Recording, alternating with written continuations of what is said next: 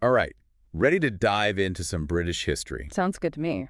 But get this, we're looking at it through the eyes of a comedian. Oh, this should be good. Who are we talking about? David Mitchell, the guy from all those British panel shows. No way! David Mitchell wrote about history. He did. A whole book about English monarchs, actually. So are we talking, like, jokes about Henry VIII and his wives? That's what I thought, too. But it's actually much deeper than that. We're using his interview on the Noble Blood podcast as a starting point for today's deep dive. I'm intrigued already. So what's his take? What makes his book so different? He doesn't just focus on the funny stuff. Okay, yeah. Mitchell actually tries to get into the heads of these kings. What made them tick? What were their motivations? That's a pretty unique approach. I mean, it's easy to just focus on the more sensational aspects of history. Exactly. But he doesn't shy away from the serious stuff either. Oh, so we're getting a bit of everything then. The good, the bad, and the weird. Absolutely. It's like he's saying, okay, let's look at these famous figures, but as real people. And not just names in a textbook. Right. And that even includes King Arthur. Oh, wow. So he goes all the way back Yeah. to the mythical stuff. He does. And get this, he's not convinced Arthur was even real. Wait, seriously, he's debunking the whole King Arthur legend. Pretty much. Despite all the stories and the romanticism. I mean, the sword and the stone, the Knights of the Round Table, it's so ingrained in our culture. I know. It's like finding out Santa Claus isn't real. But I mean, there has to be some basis for the stories, right? Well, Mitchell says even if Arthur wasn't real, the idea of him had a huge impact. That's interesting. So even a myth can influence history. Exactly. The idealized image of Arthur, noble, courageous, it became a model for kingship. So it set a standard, even if it was based on fiction. Right. And it's fascinating to think about how that idea, that image, influenced real kings. Like they were trying to live up to this fictional ideal. It makes you realize how powerful stories can be, even if they're not entirely true. They shape how we see the world, how we behave, even how we rule. And that's a good point. We often forget that history is told by people. It's their interpretation of events. Speaking of real kings, Mitchell has some strong opinions about them too. He thinks Henry VIII was seriously underrated. Henry I. Now that's a name I haven't heard in a while. What's so great about him? Apparently, he was all about stability and predictability, especially when it came to, who would be king next. Oh, I see, the whole succession issue. Yeah, that caused a lot of problems in English history. Exactly. Wars were fought over who would inherit the throne. The anarchy, the Wars of the Roses, all that chaos. Right. And Mitchell's arguing that Henry's kind of prevented that, at least for a while. He brought a sense of order to things. So he's saying that maybe a steady, reliable king is more valuable than, I don't know, a king who wins a bunch of battles. Exactly. And this is where it gets even more interesting, because his take on Henry V is completely different. Henry V, the guy from Shakespeare, Agincourt and all that. Yeah, the Henry V. Well, Mitchell thinks he's overrated. Overrated. He's like a national hero. Defeating the French, that's pretty impressive. I know. But Mitchell's argument is that those French campaigns were ultimately pointless, a huge waste of lives and resources. That's a different perspective for sure. I never thought about it that way. It makes you wonder, right? How much of history is just about kings chasing glory, even if it hurts their own people? And how those stories get told and retold until we accept them as, I don't know, as fact. Mitchell's really making us question everything. And we haven't even gotten to Richard III yet. Oh, Richard III. Now that's a whole other can of worms, isn't it? That's where we'll pick up next time, because his story is full of mystery and controversy. Can't wait. This is fascinating. So make sure you join us for part 2 of this deep dive, where we'll get into Richard III and even Mitchell's thoughts on the future of the monarchy. I'm sure he'll have something interesting to say about that. He always does, so don't miss it. So, Richard III, a king shrouded in mystery. What does Mitchell have to say about him? Well, he tackles the big question head on.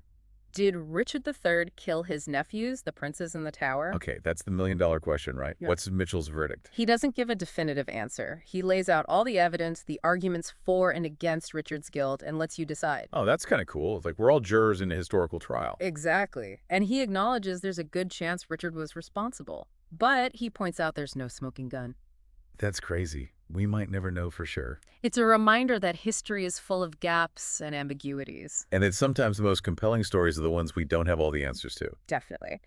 But beyond the mystery of Richard III, Mitchell also dives into the broader significance of the monarchy in England's history. Okay, yeah. Monarchy's been around for, what, over 1,000 years? It's been a constant. And Mitchell argues that it's become a key part of England's identity, especially compared to other parts of Britain. So, like, Scotland has its kilts and bagpipes, Wales has its dragons. What does England have? Mitchell says that's where the monarchy comes in. It fills that void. It becomes a symbol of Englishness. I see. So even if people don't necessarily support the monarchy, it still represents something bigger? Exactly. It's a shared history, a sense of continuity. And Mitchell connects this to England's fascination with its past, especially a romanticized rural past. Ah, yeah, the whole England's green and pleasant land image. Precisely, and he points out that this image doesn't always reflect reality.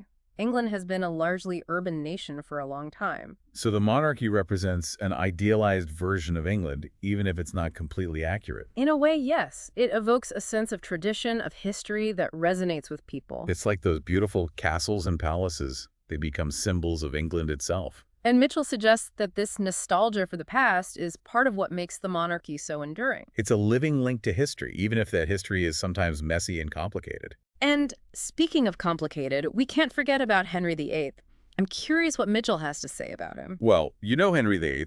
He's the king everyone remembers, even if it's just for his 6 wives. And the whole breaking away from the Catholic Church thing, that was a pretty big deal. Definitely a turning point in English history. So what's Mitchell's angle on Henry VIII? He focuses on how Henry used propaganda and image-making to solidify his power. Oh, so kind of like a PR campaign for a king. Exactly. He commissioned portraits, wrote music, even staged elaborate events to project an image of strength and authority. It's amazing how much effort went into shaping public perception, even back then. Mitchell argues that Henry VIII was a master of spin, and it helped him maintain his grip on power despite all the controversy surrounding his reign. I guess in a way, not much has changed. Leaders are still obsessed with their image. That's a good point. The tools may have evolved, but the basic principles of power and persuasion remain the same. And that's one of the things that makes studying history so relevant. It helps us understand the present. It's like looking in a mirror, but seeing reflections from centuries past. Exactly. And that's where we'll leave off for today. But don't worry, we'll be back for part 3 to finish our deep dive into David Mitchell's take on the English monarchs. We still have a lot to cover, including his thoughts on the future of the monarchy in a rapidly changing world.